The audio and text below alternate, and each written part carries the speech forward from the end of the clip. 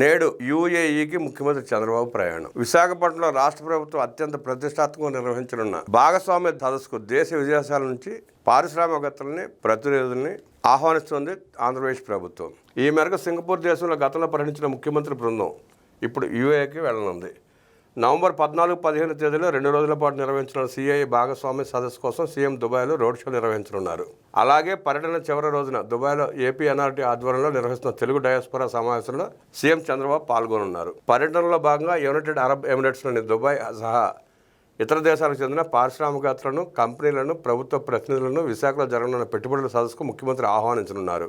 22 ఉదయం హైదరాబాద్కు 10 గంటలకు చేరుకుని అక్కడి నుంచి నేరుగా దుబాయ్ వెళ్లనున్నారు. భారత కాలమానం ప్రకారం మధ్యాహ్నం 2 గంటలకు దుబాయ్ అంతర్జాతీయ విమానాశ్రయం చేరుకుంటారు. దుబాయ్ చేరుకున్న తొలి రోజు నుంచే ముఖ్యమంత్రి వివిధ పారిశ్రామికవేత్తలతో భేటీలు నిర్వహించనున్నారు. సీఎం పర్యటించే 3 రోజుల్లో వీలైనంత మంది పారిశ్రామికవేత్తలను కలిసేలా యూఏఈ పర్యటన ఉండబోతోంది.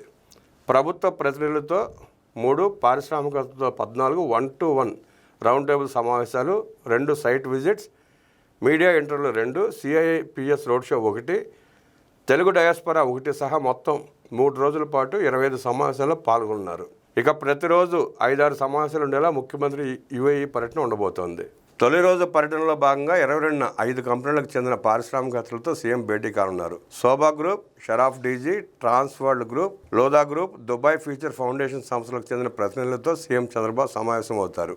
వీరితో జరిపే వేర్వేరు భేటీల్లో ఇండస్ట్రియల్, ఐటీ పార్కులు, లాజిస్టిక్స్, వేర్ హౌసింగ్ సదుపాయాలు, పోర్టులు, షిప్ మేనేజ్మెంట్ వంటి రంగాల పెట్టుబడులపై ఆయా సంస్థల ప్రతినిధులతో సీఎం చంద్రబాబు చర్చించనున్నారు. తొలి రోజు పర్యటనలో ముఖ్యమంత్రి బృందం పలు ప్రాంతాలను సందర్శించనుంది. మ్యూజియం సందర్శనలో భాగంగా జర్నీ టు 2071 థీమ్తో ఉండే స్పేస్ ట్రావెల్ ఎక్స్పీరియన్స్ సెంటర్ను సీఎం పరిశీలిస్తారు. అలాగే ఇదే మ్యూజియంలో ఏర్పాటు చేసిన భవిష్యత్ టెక్నాలజీ సొల్యూషన్స్ అనే అంశంపైన సీఎం అధ్యయనం చేయనున్నారు. ఇక రాత్రికి సిఐఐ భాగస్వామ్య సదస్సుకు సంబంధించిన రోడ్ షోకు ముఖ్యమంత్రి హాజరు కానున్నారు. ఈ రోడ్ షోలో పాల్గొని వివిధ పరిశ్రమల ప్రతినిధులతో సమావేశం నిర్వహించి రాష్ట్రంలో పెట్టుబడులు పెట్టాలని కోరనున్నారు. అలాగే విశాఖలో వచ్చే నెల 14-15 తేదీలో జరగబోయే పెట్టుబడుల సదస్సుకు ఆహ్వానించనున్నారు.